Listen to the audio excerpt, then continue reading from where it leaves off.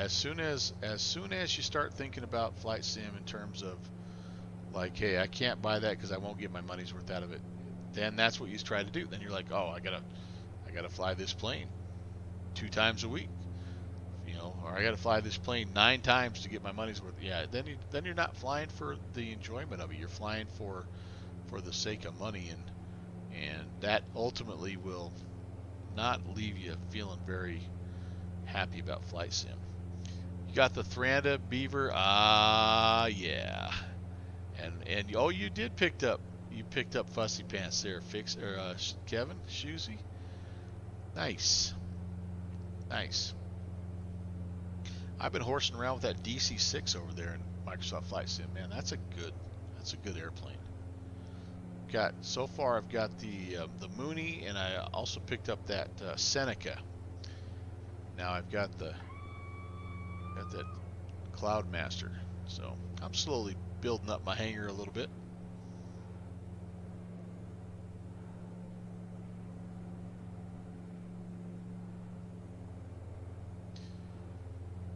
But I also understand, and Good Fixins makes a very good point. I don't mean to belittle that point. Is everything costs money, and unless you're independently wealthy, like Downwind Sim, big city boy, St. Louis Slamma, and you've got millions of dollars in your bank, you just can't go out and buy every single thing that you think you need.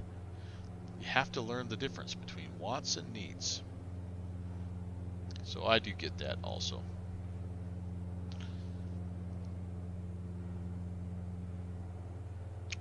All right, Scruff is coming up. Scuff.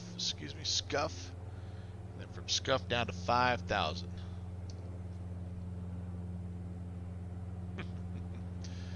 Yeah, well, Kevin, right now, that's the beauty part of Microsoft Flight Sim. You can be very selective. I mean, there are some, like a couple of just flight planes that are out there that look pretty good. There's some Carenata ones out there that are solid like always. And now with PMDG kind of dipping their toe in the pool, you do have some choices, no doubt about it. I like how active they've been. I got to give them credit. It's got its quirks, it's got its warts and all that good stuff, well documented, and all that stuff. But I tell you what, they are. It kind of reminds me a little bit of when I was thinking about transitioning from P3D into X-Plane, and I would follow development streams and news feeds and update sites, and it was almost like the headlines and the releases and things that were being worked on. It was almost like 5-to-1 X-Plane over P3D. Like for every one add-on that was in development for P3D, there were 5 X-Plane. And I'm like, holy moly, that's without a doubt caught my eye about X-Plane, about how active it was. And I think that's almost now flipped. For every one X-Plane development I hear about, there's 5 Microsoft Flight Sim developments. And so, yeah, they've got a ways to go, but man, they're working. They're trying to close the gap. They're trying to get better. And everybody gets mad because, every update breaks something. And I'm like, yeah, but guys, they're fiddling, man. They're tinkering with it, and they're getting better every time. And every time they have something that breaks like that, they figure out why, and it's not a problem the next time. And so, yeah. But anyway, they've got a ways to go yet, but they are off to a good start. Rob's waiting for the Aero 2. Yeah, man. You didn't like that Turbo Aero 4 that they have? That's a solid plane, man. I've got that sucker in X-Plane. It's a great aircraft. Get it with the T-tail. It's cool, man. Not quite as simple as IFR and X-Plane and VFR and Microsoft Flight Sim, but that's the usual preference for now. Yeah. It's I think that makes a lot of sense. That does make a lot of sense. Lots of good X-Plane devs aren't quite doing anything in Microsoft Flight Sim yet, which makes me sad. Yeah, I think, isn't that, Brad, again, I think that's just part of that the toolkit, the developer toolkit, just not quite up to snuff yet. Javi Courier says, I have the Turbo Aero for Microsoft Flight Sim. It's really all you fly now. Going to fly from your hometown of Washington to Ireland via Canada, Greenland. Oh, heck yeah, man. The old Blue Spruce route. I know that route. I flew the DC-3 across the pond that way one time. That's a fun route, man. You want non-retractable gear. Rob, you and your non-retractable gear, my friend. I know it can't be easy to switch to a new platform, but I love to see some FlyJSim stuff. Yeah, that's too bad too, Brett, because I think they are one of the developers that have said absolutely not. They're not going there. And it's kind of like A to A. I'd love to see A to A move to X-Plane, but they've come out and said, nah, no, we're not doing it. My still overall ultimate pipe dream of a wish is somehow, some way, shape, or form, they figure out how to port all my old P3D airplanes over into Microsoft Flight Sim. That would be a glorious day. Be a wonderful, wonderful day. FlyJSim said the Q400 is their last aircraft. Whoa! I did not know that. I was not aware of that, Brett.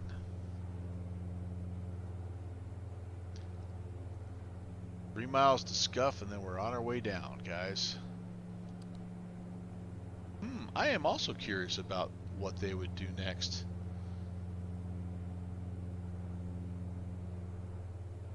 Boy, I tell you what a 1-2-3 punch they've created, though, if indeed that is their last X-Plane aircraft.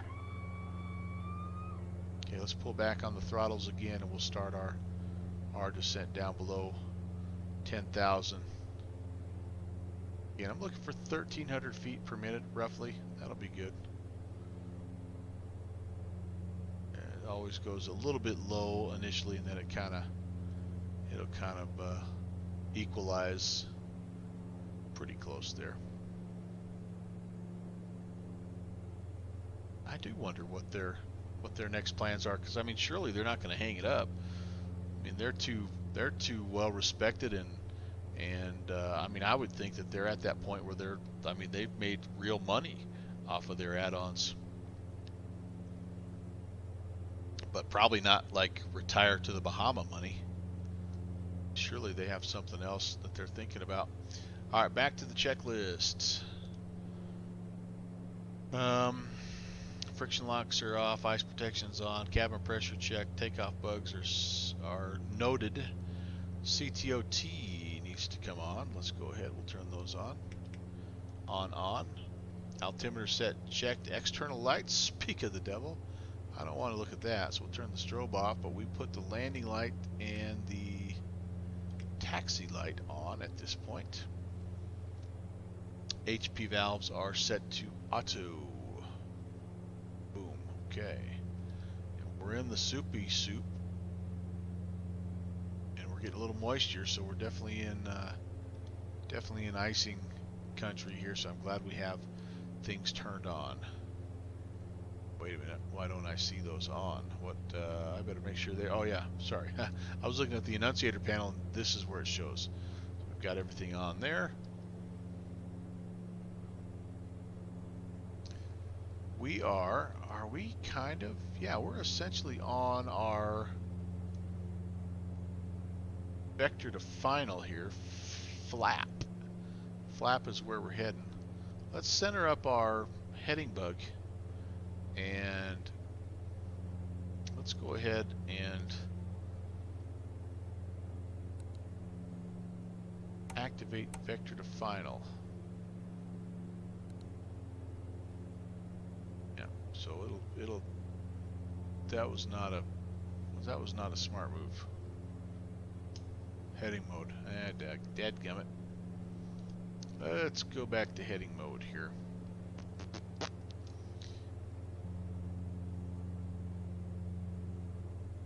Alright. On our way down again, 5,000, so we now have the localizer there, and let's just double check we're supposed to have what we're supposed to have, and with against what we do have. ILS 110.9.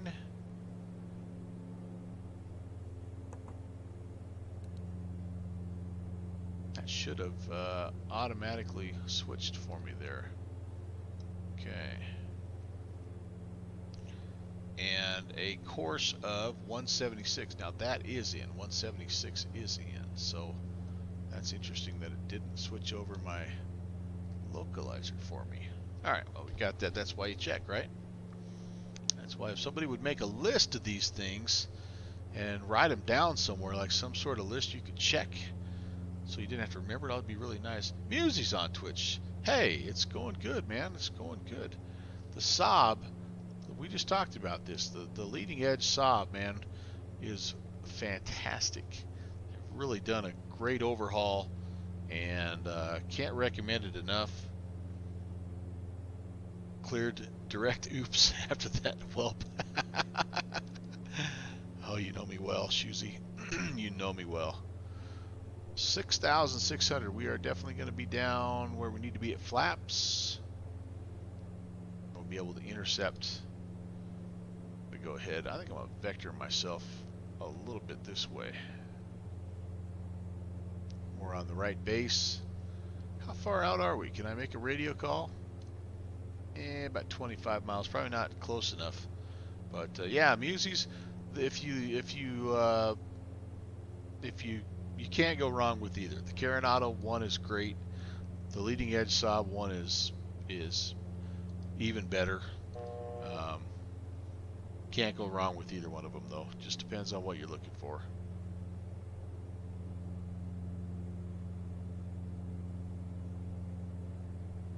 Down in between cloud layers here.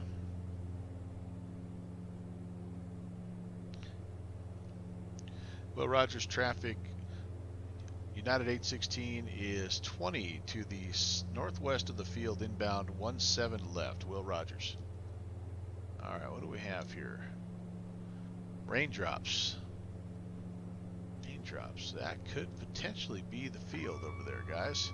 Way over there. Not this short guy here, but the way over there. That might be our guy. In fact, I think it is because I see that little angled airstrip that's on this west side. Alright. Okay, I'm going to let the plane level out here. 5,000. We're supposed to be 5,210 knots. So we'll try to keep the speed up a little bit as well. We'll try to keep it about 200. We could probably go 210, honestly. I'll go ahead. We'll go 210. That way we aren't in the way of any of those big heavies.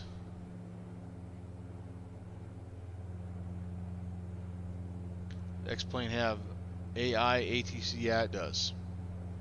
Has a couple of, I think, pretty good AI plugins too, but I've preferred to talk to the real guys, or if they're not on, I just prefer to talk to you guys. But yeah, pretty good, like air traffic controller and you know, air traffic, you know, as well. So I don't know much about that though, but I do know there's a couple different things.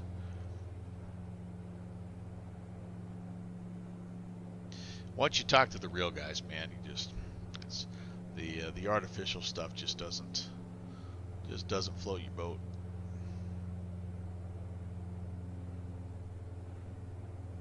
All right, what are we here? Will Rogers traffic, United 816 is 15 to the northwest at 5,000 feet on the right base, 15 left. Will Rogers traffic.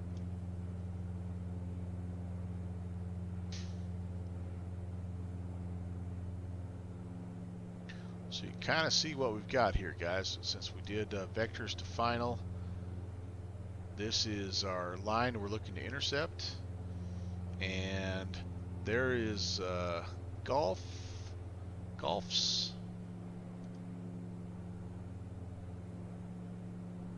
Where should I be at Golfs? Golfs, I need to be at 4,000. So let's go ahead, let's descend another 1,000 feet here. I don't want to be over the glide slope if I can help it. Okay, back to IAS mode. Nope, back to IAS mode. Okay, there we go. And pull the power back. And as you can see, we'll start to vector ourselves a little bit of a turn here in just a bit. We probably could, honestly, you know what?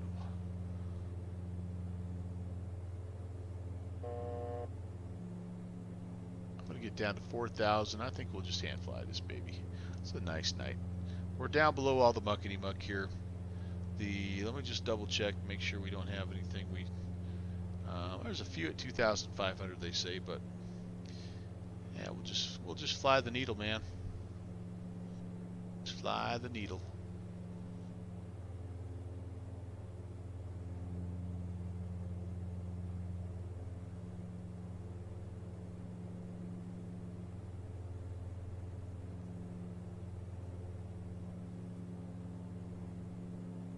Feel like I've gotten myself a little too far to the north, so let's do this. We're leveling off. We're going to go ahead, kill the autopilot, and we're just going to fly. Level here at 4,000. I don't want to get any lower. Let my speed start to come down just a bit.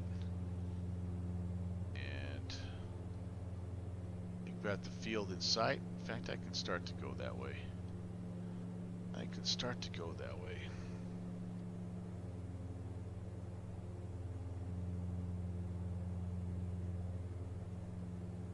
This is a nice plane to hand fly.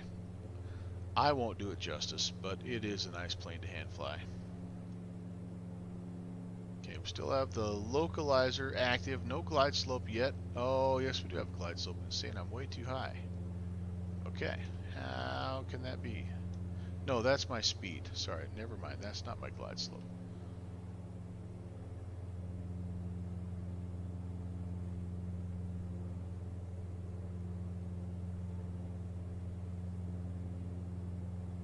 .17 left is what we're aiming for. That's the, you can see the 17 right here is the near guy, and then 17 left is over there on the far side of the terminal. The west terminal, and stand 10 is what we're looking for.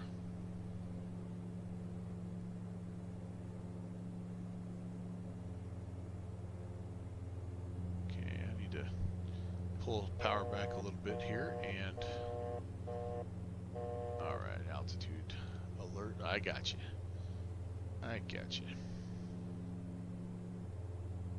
We can put the gear down if we wanted to. We need to be at 150 before we put flaps in, so I need to come down a little bit more. Again, we're wanting an approach speed of 120, a ref speed of 103. Go ahead and turn final. Will Rogers traffic, United 816, turning final, 17 left. Will Rogers.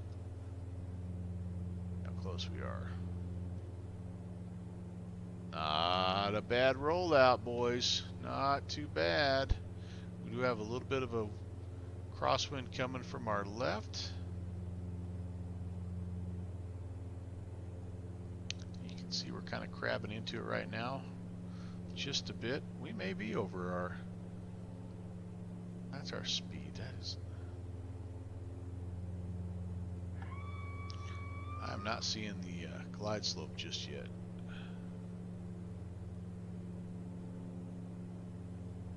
Gotta get a little bit more speed off of here so we can get some flaps in. 5,000 is our go around, our published missed altitude here. Alright, there's 150. Go first notch of flaps.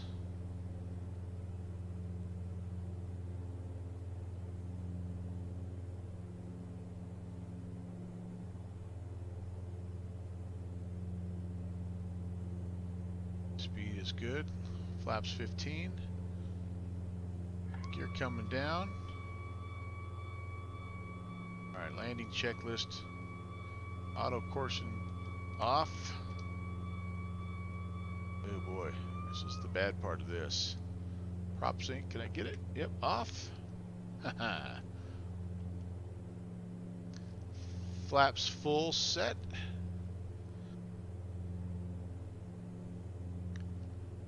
Landing checklist complete. Gear down 3 green. 120 is what I'm looking for. Getting a little slow. Slow. A little slow. Come on, girl.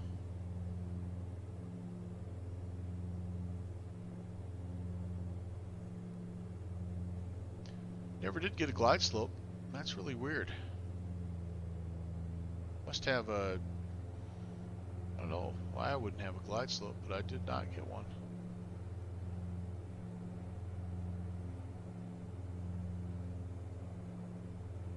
There's 120. Oops, now I've overcorrected a little bit on the power.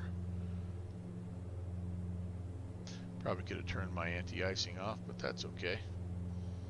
At this point, we'll just roll with it.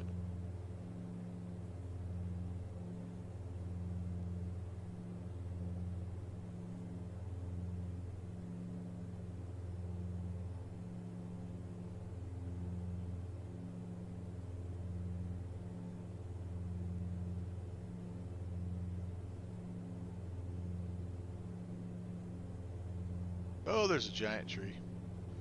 Bunch of giant trees. I forgot about the giant trees. Okay, now we're over them. Not realistic, by the way, in my experience with Will Rogers World Airport.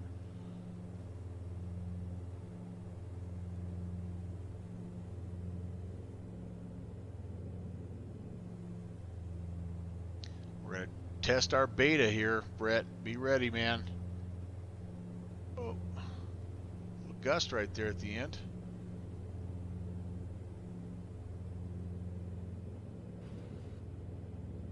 Down. Oh, that worked like a charm, brother. There they are. That's the ticket, my friend. That is the ticket. Alright, let's pull those back. That is the ticket, man. Yes, indeed. That's the easiest way to do it right there. Easiest way to do it. We'll hang a little right here. Looking for gate 10, which was the second gate off the corner, if I do not, or if I am not mistaken. Will Rogers Airport traffic. United 816 is clearing runway 17 left on Gulf. Will Rogers traffic. Yeah, that works slick, man. I'm happy about that. That's the first time I've been able to do the beta lock there. That was cool. I don't know if you were there. Yeah, smooth as silk, Fixie. We've been having trouble with this guy, but the key was to push it a little forward, and then you're able to bring it back into beta range. And having that button, that toga button, that red button there, it's just natural as could be. You push that sucker, push it a little bit forward, then pull it back into beta, and that just worked awesome. Thank you, Shusey. Appreciate that. Musey, Mork, thank you, guys. That was fun. That was a lot of fun. A little plunky there, I think, at the end, but yeah, the CTOT system is awesome, dude. It is awesome. Essentially, what it does is it gives the airplane the ability to go past 100%. And it opens up. The reflected reality guy will do a much better job of explaining it, but it's what I kind of liken it to is on the TBM when you turn the oh gosh, you open up the not the cowl, but you open up the oh heck, the anti-icing. Anyway, it just allows better airflow into the engine and allows it to produce more than 100% power. So it's a really cool little feature. In fact, I should shut that off right now. But it does have a little bit of a learning curve to it, because you have to kind of set it up. And the nice thing about it, it's a bit of a thrust management system. So on departure, you don't actually go full throttle. You get it up to about 80%. You wait for the auto coursing to arm, and then you just push those two buttons down there, the CTOTs, and I just have the 3 and 4 key mapped to it, so I don't even have to look at them. But and then that takes you right up to full power, takes you over 100% essentially, and it's just like an automated process. It's a really a cool thing. Inertial separator, thank you very much. Yeah, so it's similar to that. I mean, I know it's not exactly the same because it's a totally different deal, but that's what it reminds me of. Thank you, thank you. How do you know it's set dial to? How do you know it's set out? There's a 553,000 page manual that goes along with this, buddy, and so you just look at it. It's based on it's based on all your usual takeoff data, right? What I've found, it's a little bit of cheating, but what I've found is it's almost always right around 108. So it's like it gives you 8% extra. And so since all of my flights are right about 2 hours, that's what I set it to. I remember going in and looking at the tables one time just to figure out exactly how it was, and it always was right around 108. So just go 108, Brett. You'll be good to go, man. I'm off. I need my rampy. My rampy.